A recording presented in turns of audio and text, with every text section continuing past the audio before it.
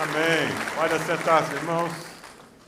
A graça do Senhor nos alcançou. Esse é o tema deste domingo, pensando na reforma, somente a graça do Senhor. Eu queria convidar você a pegar o esboço que está aí dentro do seu boletim, para você poder acompanhar a mensagem. Quero também convidar você que está aí na internet a acessar o esboço que está aí no site, para que você possa melhor acompanhar a mensagem. Queremos que você seja muito abençoado também. Nós estamos hoje pela manhã e à noite com o pastor Renato também refletindo sobre a graça do Senhor, essa graça tão necessária para que nós possamos experimentar o amor incondicional de Deus. Sem a graça nós jamais conseguiremos experimentar o amor incondicional de Deus. Você ficou indignado com a situação daquela pessoa que lá nos Estados Unidos matou muita gente dando tiros naquele evento público lá em Las Vegas? Sim. E quando você soube daquele homem que matou várias crianças, professora, ali naquela creche, não é uma coisa horrorosa? Eu queria que você visse um vídeo que o pastor Fernando gravou lá nos Estados Unidos e colocou na internet, no H2O. Eu acho que ele fala um pouquinho do que vai no nosso coração numa situação dessa. Dê uma olhadinha nesse vídeo. Mano do céu.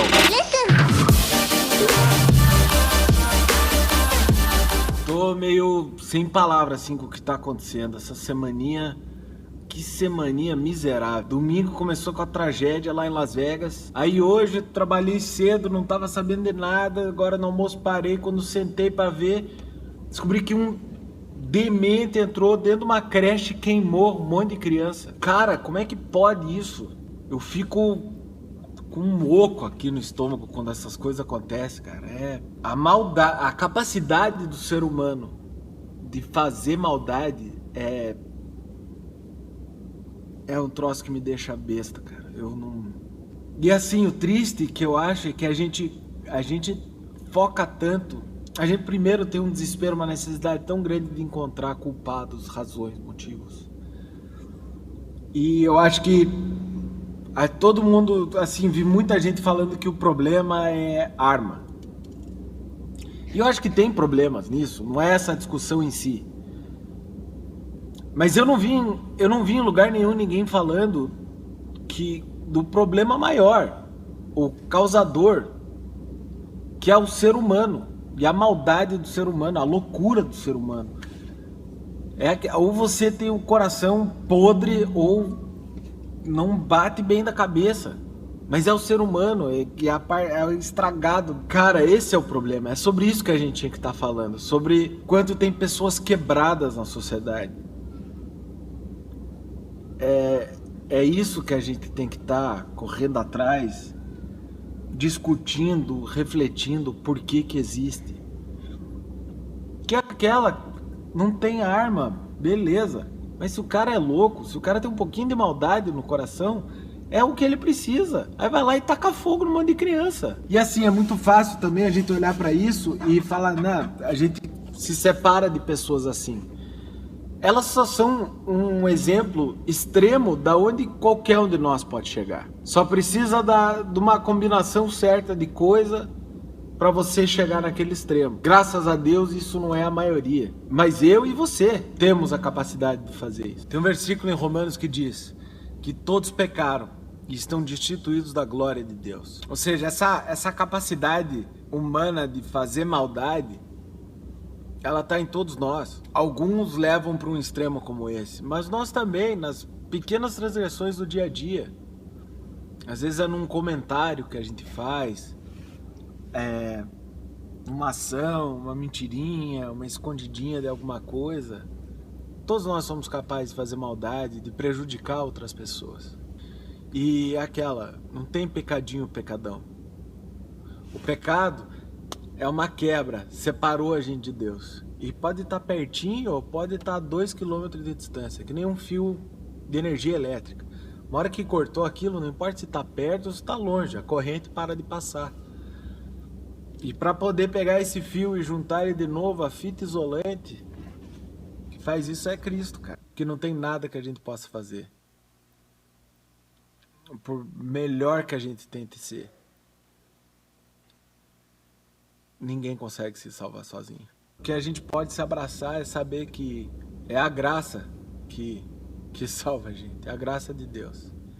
Um dia triste como hoje, é importante a gente lembrar disso e refletir sobre essa verdade dura que é a nossa existência, que é a nossa capacidade de fazer o mal, a nossa capacidade de se distanciar cada vez mais de Deus e do plano que Ele tem para nós, como criação dele. É muito triste. E, cara, minha oração hoje é que a gente nunca chegue perto disso. Que essa maldade nunca tome conta e tome proporções como ela tomou e como a gente viu aí nos últimos dias, cara. É muito triste. Que Deus tenha misericórdia. Um abraço. Até a próxima. Que Deus tenha misericórdia de nós. A capacidade de fazer o mal é inerente ao ser humano pecador por causa da nossa natureza caída. Dá uma olhadinha na pessoa que está do seu lado, assim, de canto de olho. Se você convive com ela, você já machucou essa pessoa. Se você mora na mesma casa dessa pessoa, você já feriu essa pessoa algum dia. E você fez isso, às vezes, com intencionalidade. Às vezes você não queria, mas outras vezes você fez porque você quis. Nós temos isso dentro de nós. O ser humano é pecador. É por isso que nós precisamos da graça de Deus. É por isso que os reformadores eles afirmavam que a salvação é inteiramente condicionada à ação da graça de Deus. A regeneração é promovida pelo Espírito Santo em conjunto com a obra redentora de Cristo Jesus. Vamos ler juntos Efésios 2, 8, 9, que vai aparecer aí? Pois vocês são salvos pela graça, por meio da fé, e isto não vem de vocês, é dom de Deus, não por obras, para que ninguém se glorie. A graça de Deus, ela está vinculada a esse amor incondicional de Deus que perdoa os nossos pecados. Eu queria convidar você a abrir sua Bíblia lá em Efésios 2, de 1 a 10. Nós vamos trabalhar com esse texto, Efésios 2, de 1 a 10. Conecte-se lá no seu celular, no seu iPad aí, acesse o texto, chegue lá no texto e mantenha o texto aberto, que nós vamos retornar várias vezes. Efésios 2, de 1 a 10. O primeiro versículo desse texto diz: vocês estavam mortos em suas transgressões e pecados. A Bíblia nos fala sobre essa morte espiritual que nos desconecta de Deus, que nos tira essa capacidade de receber de Deus a graça de Deus, de receber de Deus o amor de Deus, de perceber o agir de Deus. Isso não faz com que Deus não esteja presente, isso não faz com que Deus não esteja agindo. É algo parecido com aquele aparelho de televisão que você tem em casa que está desligado. O fato dele estar desligado não significa que as emissoras pararam de transmitir. Significa que você não está captando o que está sendo transmitido. É algo parecido com o que acontece na nossa vida com relação a Deus. O fato de você desligar a sua vida com relação a Deus, você apagar a percepção da existência de Deus, do amor de Deus, não faz com que Deus deixe de manifestar seu amor, Deus deixe de manifestar sua existência. Ele continua sendo o mesmo Deus. Você é que não percebe, você é que não vê o agir de Deus. Porque você, usando o seu livre-arbítrio, você decidiu que você não queria ver Deus, você não queria perceber Deus, que você não deseja perceber Deus agindo na sua vida. A graça de Deus, ela possibilita que a gente saia desse estado de morte. Alguém disse com muita propriedade, eu gosto demais dessa afirmação, que quem nasce uma vez, morre duas vezes. Quem nasce fisicamente vai morrer duas vezes, porque morre fisicamente e morre espiritualmente, fica separado eternamente de Deus. Mas quem nasce duas vezes, morre só uma vez. Quem nasce duas vezes, nasce fisicamente e nasce espiritualmente, se arrependendo dos pecados, aceitando Jesus como Salvador. Essa pessoa vai morrer só uma vez, só fisicamente, porque vive e viverá eternamente com Deus no céu. Aleluia, amém? Essa é a promessa que nós temos. A pergunta é se você já nasceu a segunda vez. Ou se você ainda está na primeira turma, que só nasceu fisicamente da sua mãe, do seu pai, e pronto. Quando nós ainda estamos mortos em nossas transgressões e pecados, nós vivemos sem esperança, sem a expectativa da vida eterna com Deus. Veja o versículo 2 aí no texto que nós estamos estudando, nos quais nós estávamos mortos, porque nós costumávamos viver quando seguíamos a presente ordem deste mundo, e o príncipe do poder do ar, Satanás, o espírito que agora está atuando nos que vivem na desobediência. Não sei por que a gente se admira quando vê toda essa confusão desses museus, essas exposições. Pessoas que vivem guiados pelo espírito da desobediência, que têm os valores que não são os valores de Deus, vão fazer que tipo de exposição? Você está admirado por quê? Está assustado por quê? Isso é só o reflexo de uma sociedade sem Deus, sem temor a Deus. Não significa que nós temos que ficar passivos, mas significa que nós temos que entender que uma sociedade que não ama e não teme a Deus tem esses valores.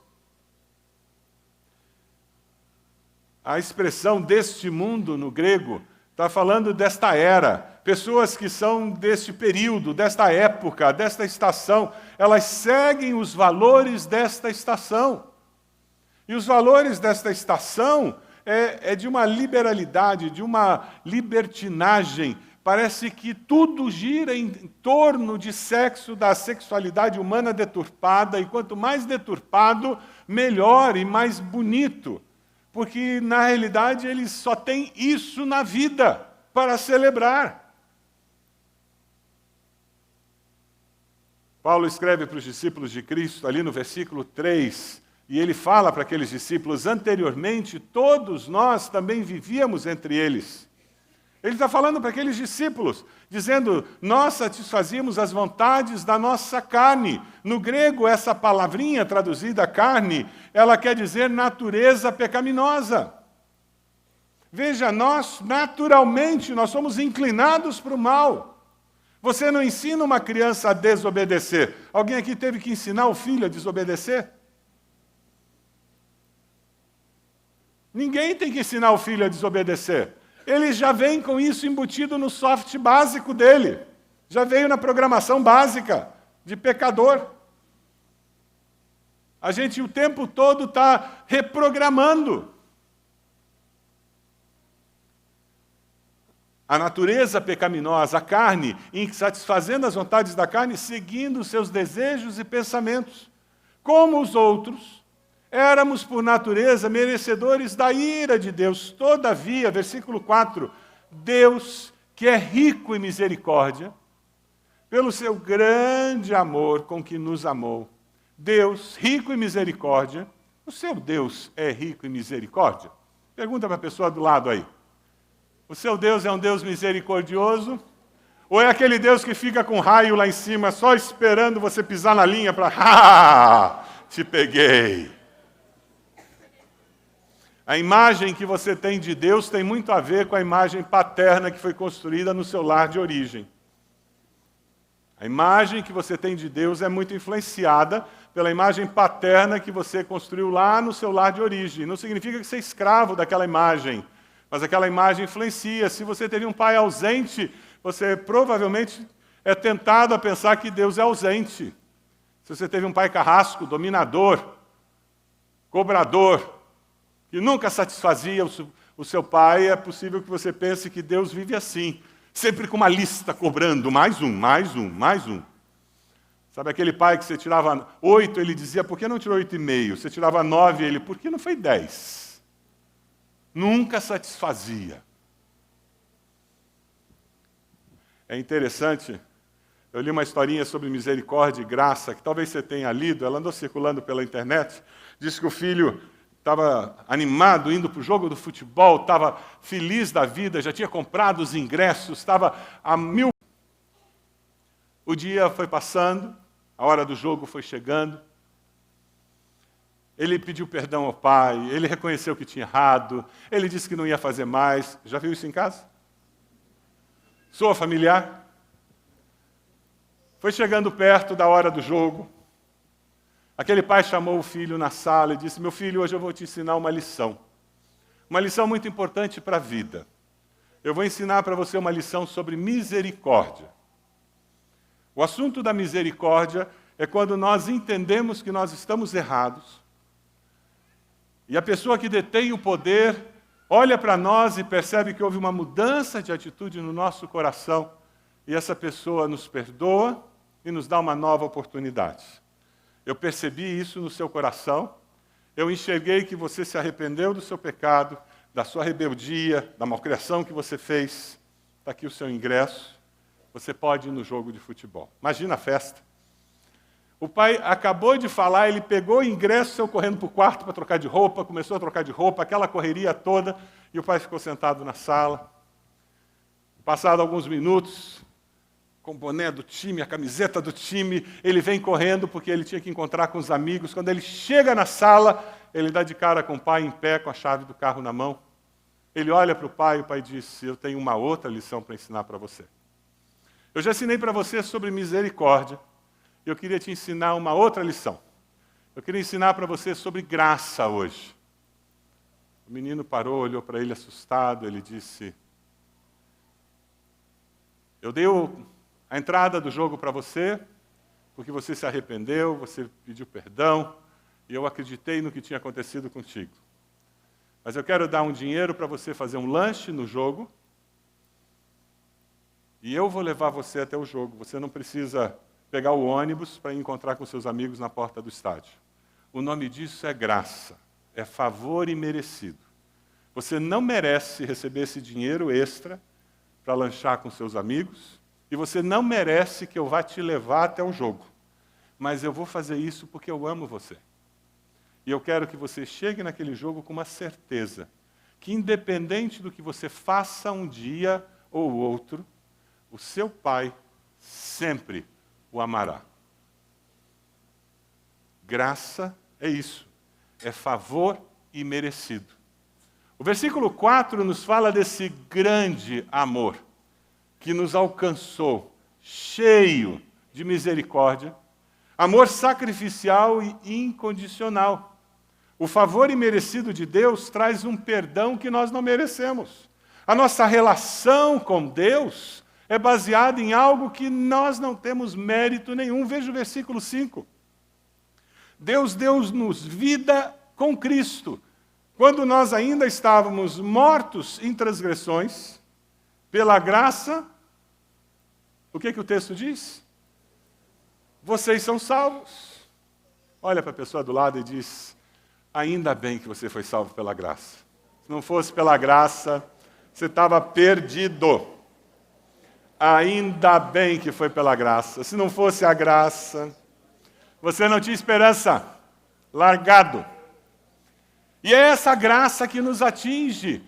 Ela fez com que fosse possível nós experimentarmos isso. E sabe o que acontece? Essa graça traz para nós uma nova maneira de ser, de agir, de pensar, de perceber a vida. Dê uma olhadinha no versículo 6. Deus nos ressuscitou com Cristo e com Ele nos fez assentar nos lugares celestiais em Cristo Jesus, para mostrar nas eras que hão de vir a incomparável riqueza de sua graça, demonstrada em sua bondade para conosco em Cristo Jesus. Assentados nos lugares celestiais em Cristo Jesus. Sabe quando você está na frente de um prédio e você olha um carro, você vê aquelas pessoas que estão ali, é uma maneira de ver, não é? Aí você entra no prédio, entra no elevador e sobe para o 21º andar daquele edifício. E vai na sacada. Quando você chega naquela sacada, o que você vê? Você olha para baixo, você vê o carro, mas você vê o carro de uma maneira diferente, não é verdade? Você vê as mesmas pessoas, mas você vê as pessoas de uma maneira diferente, não é verdade? E você vê apenas o carro e as pessoas? Não, você vê muito mais do que o carro e as pessoas. Porque você está lá em cima, você consegue ter uma visão muito mais ampla do que está ao redor daquele carro, das pessoas. Assim é com aqueles que se tornam discípulos, multiplicadores da fé, aqueles que assumem um compromisso com Cristo Jesus. Eles são assentados nas regiões celestiais com Cristo Jesus. Eles veem a vida, os fatos, as circunstâncias, as derrotas, as vitórias, as doenças, a cura. Eles veem a enfermidade, o anúncio do médico da enfermidade que chegou, a crise de um filho que se meteu com droga, o desemprego, a promoção no trabalho. Eu vejo diferente, porque eu não estou vendo ali da porta do prédio só aquele carro, aquele evento. Eu estou vendo lá de cima como Deus vê. Eu vejo de uma forma diferente a vida, as pessoas, os fatos. Eu tenho uma visão muito mais ampla de tudo e de todos, porque eu sou discípulo do Senhor. Eu fui assentado nas regiões celestiais. Você está sentado lá em cima? Você já foi assentado lá em cima? Já se arrependeu dos seus pecados? Já confessou Jesus como Senhor e Salvador? Sabe qual é a tristeza? Como muitas pessoas estão lá na porta do prédio. Como nós convivemos no trabalho com uma porção de gente que está lá na rua.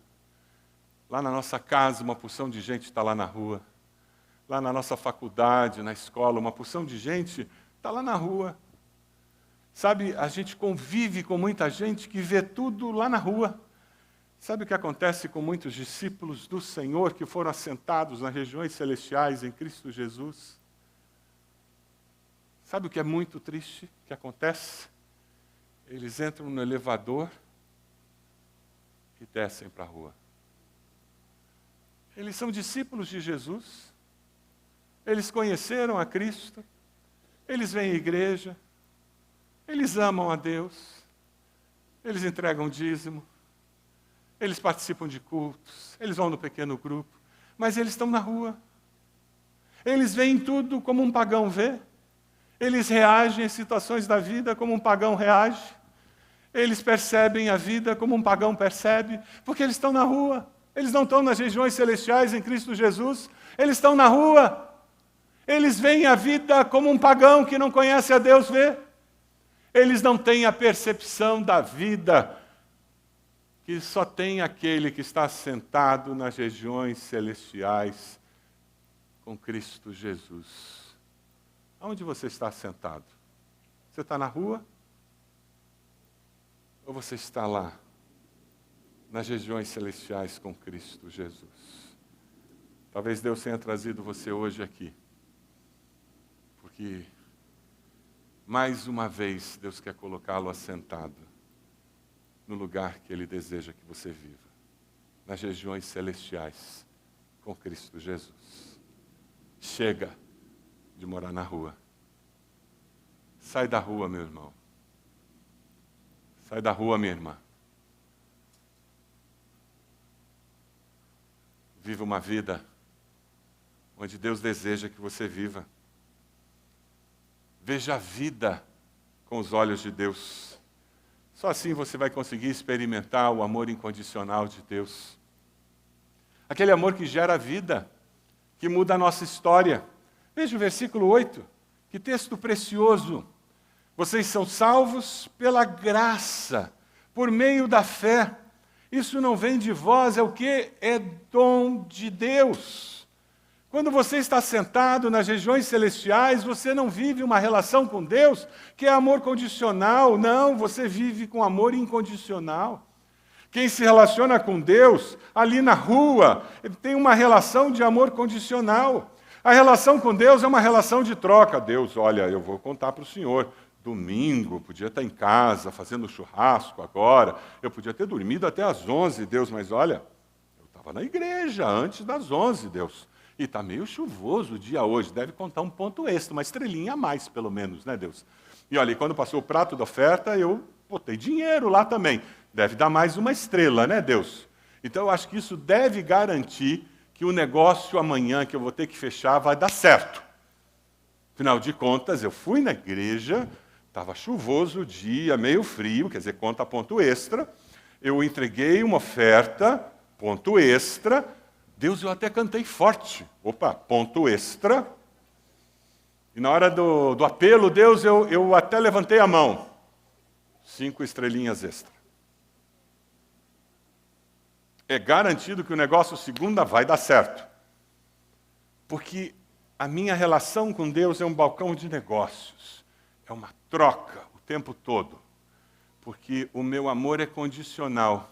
Se você foi criado num lar onde os seus pais ensinaram você a se relacionar com amor condicional, em nome de Jesus, quebre essa maldição. Liberte-se disso. Sabe aquele pai e aquela mãe que, infelizmente, alguns fazem? Se você não obedecer, mamãe não ama mais você, viu? Eu não gosto mais de você. Nunca diga isso para os seus filhos. Nunca fale isso. Ou, alguns sem dizer, dizem. A hora que o filho faz alguma coisa boa, tira uma nota boa, aí a mamãe dá um abraço, eu amo tanto você. Só diz que ama, só diz que gosta quando faz uma coisa boa. Qual é a mensagem subliminar que está sendo passada? Eu só amo você quando você faz coisa boa. E você estabelece um conceito na alma, na mente daquela pessoa, de amor condicional. Nós precisamos nos libertar disso. Deus ama você apesar de você. Deixa isso entrar dentro de você agora. Deus me ama apesar de mim. Não é por sua causa, não é pelo que você faz ou deixa de fazer. Deus nos ama porque Deus é amor. É impossível Deus deixar de amar você. Mesmo que Deus quisesse, Ele não conseguiria, mas Ele não quer. Porque na sua essência, Deus é amor. O amor incondicional de Deus se manifesta na graça dEle. Ele nos ama e Ele expressa essa graça como favor imerecido. Ele envia o Filho dEle para morrer no nosso lugar quando nós não estávamos nem aí. A graça faz com que Deus nos busque quando nós não o buscávamos. Com que Deus nos acolha quando não queríamos ser acolhidos. Dê uma olhadinha nesse vídeo que mostra o que a graça faz com o ser humano.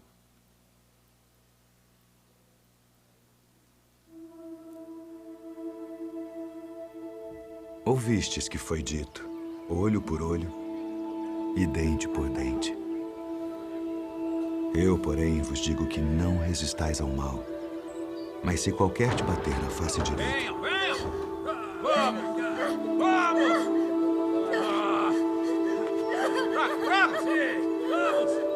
Vamos! Levante! Pega ela lá! Até ali! Pega pra cá! Tem o que merece! Joga aqui! Vamos! Venha! Vamos!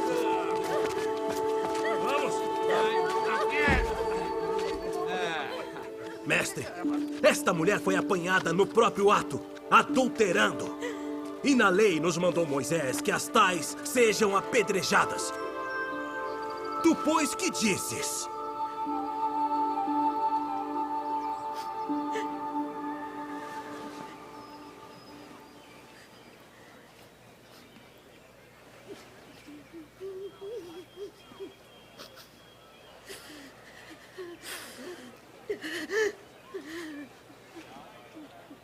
Tu, pois, que dizes?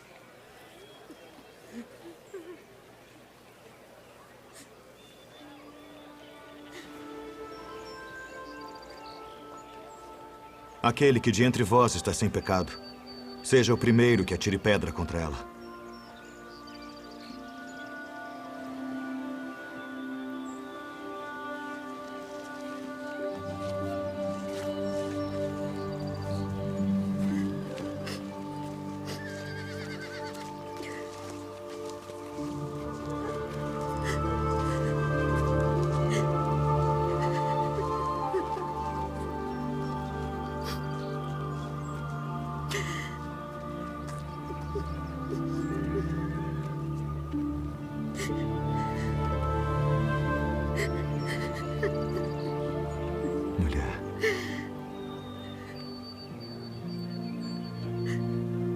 Onde estão aqueles teus acusadores? Ninguém te condenou?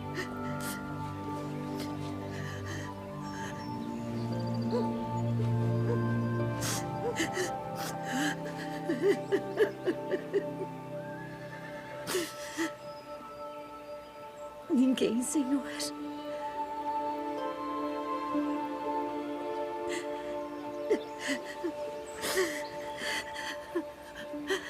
Nem eu também te condeno.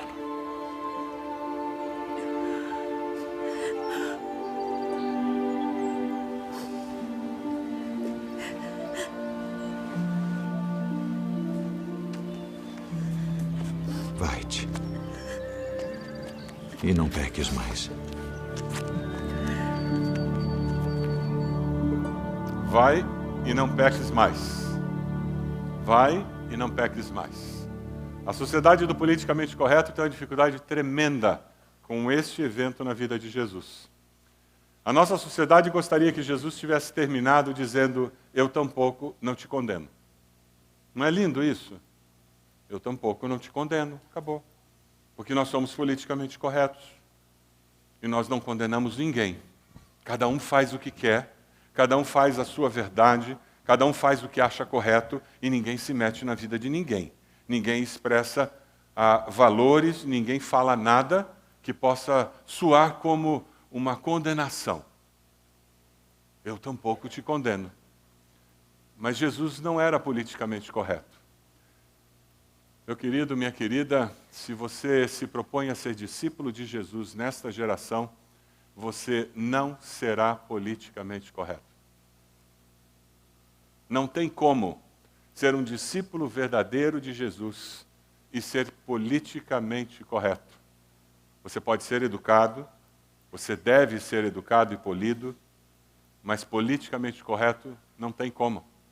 O que acontece é que quando você segue a Deus, você vai dizer: eu tampouco te condeno, mas, por favor, vai e não peques mais. Encontre um caminho melhor de vida. Siga princípios eternos da palavra para a sua vida. Eu não sou melhor do que você, mas existe um caminho melhor para ser seguido. Existem valores eternos que vão mudar a sua maneira de viver. Nós somos portadores de uma palavra de esperança, de um norte espiritual para essa sociedade. Se nós não tivermos uma palavra de esperança para essa sociedade, quem terá? Quem terá, se nós não tivermos uma palavra de esperança para essa sociedade? Você e eu temos o desafio de nos relacionarmos com pessoas, sem sermos pessoas que condenam a todos, mas ao mesmo tempo temos uma palavra de orientação e de direção com princípios eternos. Vá e não peques mais. É interessante porque quando nós falamos sobre isso, o que nós estamos falando é trazer verdades eternas que trazem convicções transformadoras. Você quer ver uma coisa, por exemplo? Por certo, você já encontrou com pessoas que têm muita dificuldade de acreditar que alguém tem certeza de salvação eterna. Quando nós falamos de graça, nós falamos de viver com segurança de vida eterna. Você já encontrou pessoas que têm dúvida se são salvas ou não? Ou pessoas que acham que podem perder a salvação? Já encontrou? Pergunta para a pessoa que está ao seu lado aí. Você já encontrou alguém que acha que vai perder a salvação? Tem pessoas que vivem com essa dúvida na mente, e outras que pregam isso. Dr. Russell Shedd foi muito conhecido no nosso meio, faleceu há pouco tempo, um estudioso do Novo Testamento. Perguntaram para ele sobre isso. É possível perder a salvação? A resposta dele é fantástica, e eu trouxe para compartilhar com você. É possível perder a salvação? Ele diz: bom, isso depende. Depende de quem te salvou. Se foi Cristo quem te salvou, então é impossível, pois Ele assegurou o seguinte: deu-lhes a vida eterna e nunca hão de perecer, e ninguém as arrebatará da minha mão. E ele continua: agora, se foi outro quem te salvou, então sim, é possível perder a salvação. Se a sua salvação está baseada em ser membro de igreja batista há 30 anos, você vai perder e vai queimar no inferno. Se a sua salvação é baseada nas suas boas obras, em ser uma pessoa correta, justa, tão boa, lamento informar, você vai perder a salvação sim, e você vai queimar no inferno. Porque boas obras não levam ninguém para Deus. Se a sua salvação depende do caráter incrível, uma pessoa muito correta, honesta que você é, e que bom que você é, eu lamento informar, isso não vai levá-lo para o céu. Segundo a Bíblia, você vai queimar no inferno. Porque não é isso que leva alguém para viver eternamente na presença de Deus. O que leva alguém para viver eternamente na presença de Deus não é a igreja batista, não é a igreja católica, não é nenhuma religião. O que leva alguém para morar eternamente com Deus é Cristo Jesus e Cristo Jesus apenas. Amém? E isso acontece pela graça, a misericórdia de Deus que é revelada através da sua graça. Favor imerecido. É por isso que a Bíblia diz que se nós perseverarmos até o fim, nós seremos salvos. Ora, como é que eu sei que eu sou salvo? É só perseverar até o fim. É assim que eu sei que eu sou salvo. Sabe qual é a nossa dificuldade nos nossos dias? Como hoje em dia é muito legal ser evangélico, é legal ser gospel. Aí sabe o que acontece? Nós temos muito joio no meio do trigo. Nós temos muitos cristãos nominais no nosso meio. Nós temos muitas pessoas que frequentam nossos pequenos grupos, frequentam nossos cultos, estão presentes em nossas atividades, que nunca foram transformadas pelo poder do Espírito Santo de Deus, que traz nova vida. Nunca. São religiosos apenas. Circunstancialmente, são religiosos de uma fé evangélica batista, como poderiam ser de qualquer outra fé na face da terra. Circunstancialmente, eles se tornaram religiosos de uma fé batista. É triste dizer isso, mas é verdadeiro. E o nosso problema é que, por termos um grupo tão grande de pessoas que são cristãos nominais, muitos de nós temos baixado o padrão do que significa ser discípulo de Jesus, para podermos incluir essas pessoas no que nós chamamos de discípulos de Jesus. E nós começamos a achar que discípulo de Jesus é gente que é uma porção de coisa que no fundo, não é. Mas para incluir essas pessoas que estão no nosso meio, nós começamos a baixar o que significa ser discípulo, para podermos incluí-las, afinal de contas, são tão legais, são pessoas tão bacanas, tão queridas. E prestamos um desserviço a essas pessoas, porque nós enganamos essas pessoas e perdemos a oportunidade de ajudá-las a serem confrontadas com a vida vazia da religiosidade aparente e com o prejuízo que elas estão tendo na vida delas, por não conhecerem de fato o que é experimentar a graça de Deus. A graça do Senhor, ela transforma quem nós somos na essência. E ela nos transforma num presente para a nossa geração. Se você olha o versículo 10, vamos ler juntos o versículo 10. Porque somos, vamos lá? Porque somos criação de Deus, realizada em Cristo Jesus, para fazermos boas obras, as quais Deus preparou antes para nós as praticarmos. Nós não somos salvos pelas boas obras, mas somos salvos para as boas obras. Você é o presente de Deus para a sua geração. Você é o presente de Deus para aquele pessoal que trabalha com você. Você é o presente de Deus para a sua família. Você é o presente de Deus para o pessoal da tua escola. Você é o presente de Deus para o pessoal da faculdade onde você estuda. Você é o presente de Deus para a vizinhança onde você mora. Você é o presente de Deus e é por isso que Deus quer usar as boas obras que você pode fazer para abençoar aquelas pessoas, para transformar a realidade da vida daquelas pessoas. E quando você entende que você tem uma missão clara dada por Deus, você percebe que essa graça de Deus manifesta na sua vida tem um propósito: transformar a sociedade ao redor de você. Mas tudo começa quando você entende que essa graça transforma a sua vida. Eu li uma história muito interessante que aconteceu há mais ou menos uns 100 anos atrás, na Inglaterra.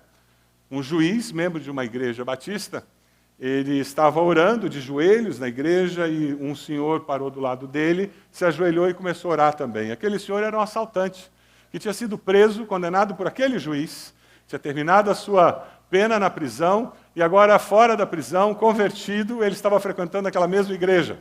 Imagina a cena, o juiz, e agora o assaltante, depois de cumprir a pena, estava frequentando a igreja, ele de joelhos do lado do mesmo juiz. O pastor viu aquela cena, acabou o culto, o pastor e o juiz caminhando um do lado do outro, e o juiz de repente diz: "O senhor viu quem estava orando do meu lado hoje?" E o pastor disse: "Vi." Impressionante. E o juiz disse: "É verdade, só a graça de Deus."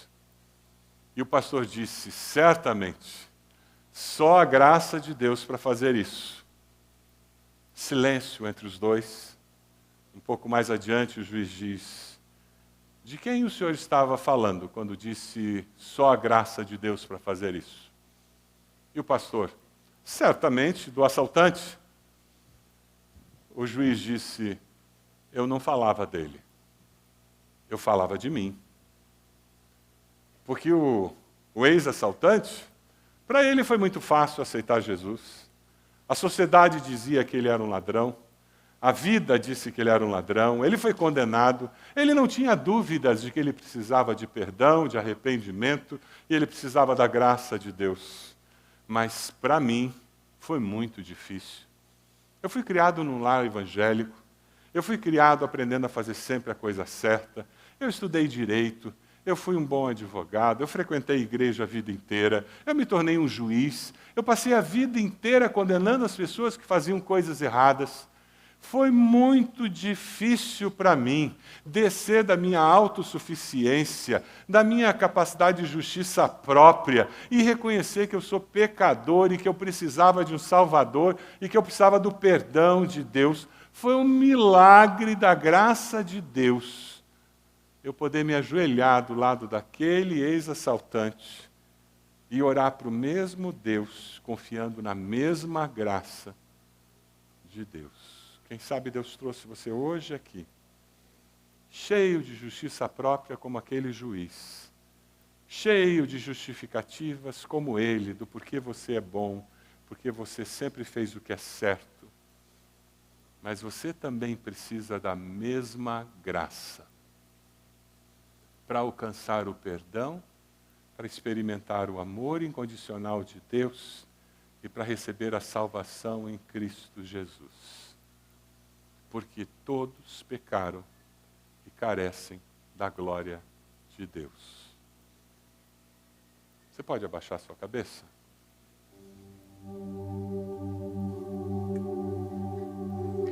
Onde você passará a eternidade? Você já recebeu o amor incondicional de Deus na sua vida? Já experimentou o perdão dos seus pecados? Já se arrependeu dos seus pecados? Já confessou Jesus como Senhor e Salvador? Esse é o momento para você buscar a Deus e dizer: Deus, eu preciso desse perdão, eu quero esse perdão na minha vida, eu entrego a minha vida ao Senhor.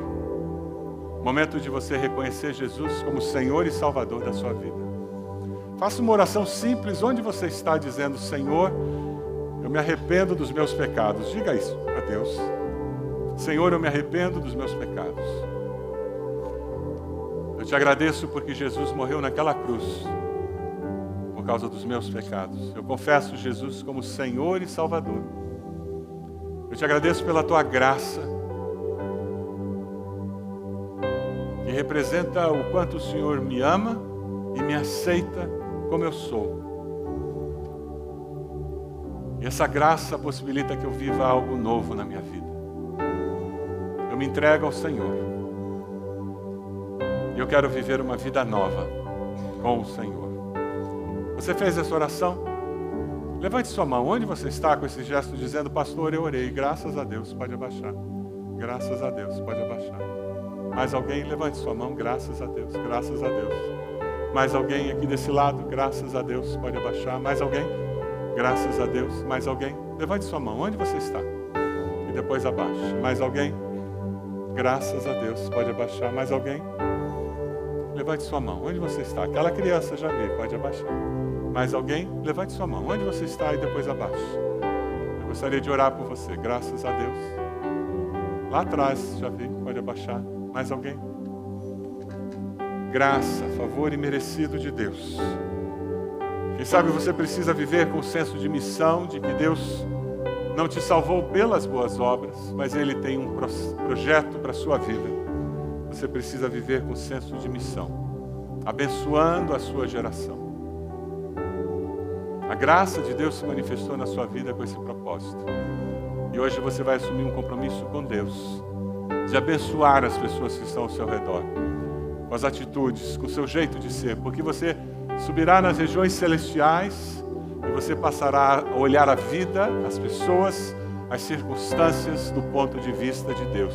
E você fará isso pela fé, dando um passo de fé hoje, dizendo, eu vou começar a ver a vida como Deus a vê. Quem está tomando essa decisão de dar um passo de fé hoje, de se assentar nas regiões celestiais em Cristo Jesus, mudar o jeito de ver a vida, de reagir, levanta a mão aí, dizendo, pastor, eu estou dando um passo de fé. Amém. Glória a Deus, glória a Deus, glória a Deus, glória a Deus.